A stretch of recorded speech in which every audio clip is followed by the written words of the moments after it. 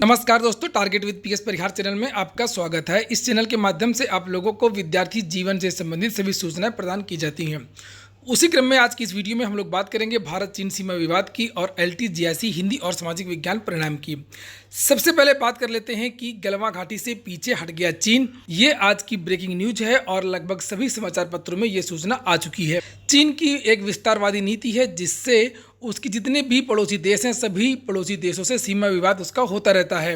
रही बात झड़प की और युद्ध की, तो दो परमाणु संपन्न देशों के बीच में कभी जल्दी बड़ा युद्ध हो ही नहीं सकता। फिलहाल ये अमर उजाला की न्यूज है, लिखा गलवान घाटी में पीछे हटी चीन सेना, जानिए 2 महीने का पूरा घटनाक्रम।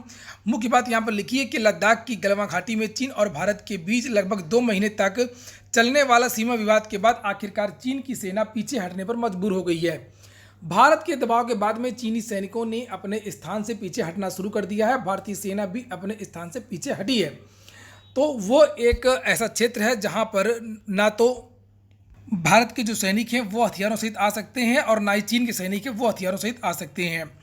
नीचे लिखा हुआ है कि NIA ने बताया है कि इन बैठकों के बाद में प्रधानमंत्री नरेंद्र मोदी की लेह यात्रा हुई थी, जिससे चीन को एक निर्णायक और दृढ़ संदेश गया था। और भारतीय सेना के सूत्रों ने बताया कि सीमा विवाद को लेकर के कोर कमांडर स्तर की बैठक में लिए गए निर्णय के अनुरूप चीनी सेना ने विवाद वाले क्षेत्र से टेंट, वाहनों और सैनिकों को 1-2 किलोमीटर पीछे कर लिया है।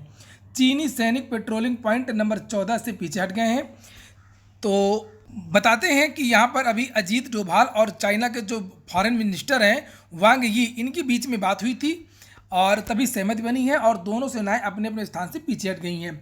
ये देखिए ANI की रिपोर्ट लिखा है, the focus of the conversation between NSA Ajit Doval and Chinese finance minister Wang Yi was the full and enduring restoration of peace, the tranquility, and to work together to avoid such incident in future। भविष्य में भी इस तरीके की कोई घटना से बचेंगे और यथा स्थिति को अपनी अपनी पहले वाली स्थिति को प्राप्त कर लेंगे।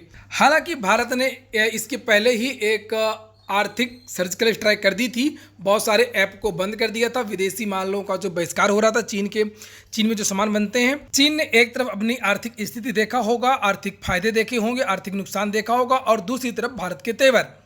कुल मिलाकर के अब ये मामला लगभग समाप्त हो चुका है। अगली सूचना है LTGIC की।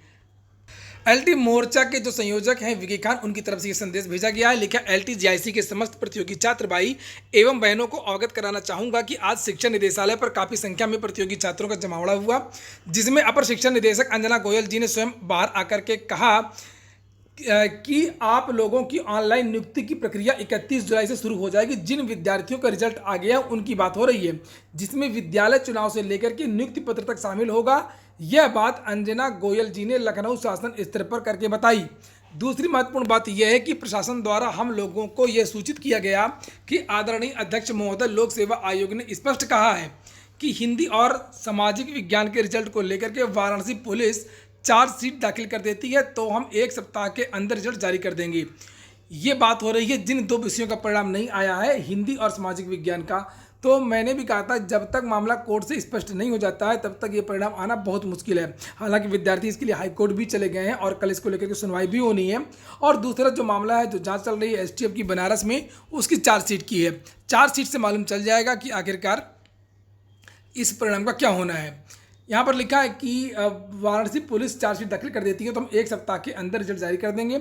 इसलिए अब प्रतियोगी मोर्चा ने यह फैसला कर लिया कि चार्जशीट दाखिल कराने के लिए प्रतियोगी मोर्चा का एक प्रतिनिधिमंडल 10 जुलाई के पूर्व वरिष्ठ पुलिस अधीक्षक वाराणसी से मिलने जाएगा और उनसे अतिशीघ्र चार्जशीट दाखिल करने का आग्रह करेगा।